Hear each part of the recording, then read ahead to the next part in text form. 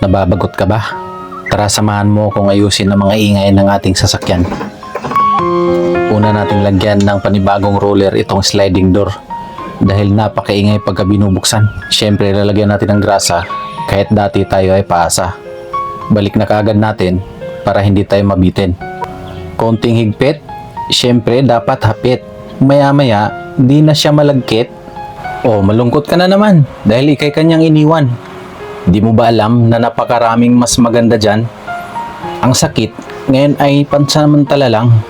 Tandaan mo, nag-uumpisa pa lang ang kwento mo. Ito lang masasabi ko sa'yo. I love you! O, suot muna ako dito sa ilalim para tanggalin natin ang isa pang maingay. Tingnan muna natin to.